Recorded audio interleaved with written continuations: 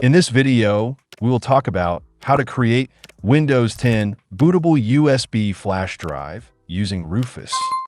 First, we need to download Windows 10 ISO file. For that, I have mentioned the video link in the description.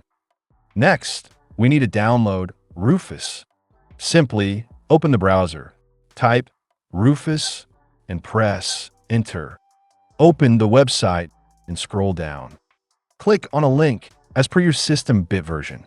If you want to know how to check system bit version, link is given in the description. After downloading both of them, open Rufus.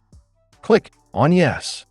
If you see Rufus Update Policy prompt, then you can select No, as we have already downloaded the latest version. From here, you can select your USB drive. If you have multiple USB drive connected, that will show up in here. Next, you need to select ISO image. For that, click on Select, then click on the folder you have Windows 10 ISO file. Select your Windows 10 ISO file and click on Open. After adding ISO file, you can leave rest of the option as it is. As you can see, volume label doesn't look so nice, so you can rename it. Now click on Start. For this prompt, you can click on OK, as ISO file was downloaded directly from Microsoft website. To customize Windows installation, you can select options from here. Then click on OK.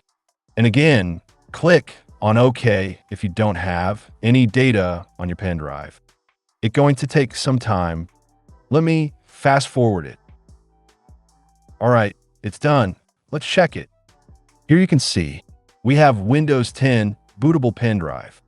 So that's how you can create Windows 10 bootable USB flash drive using Rufus.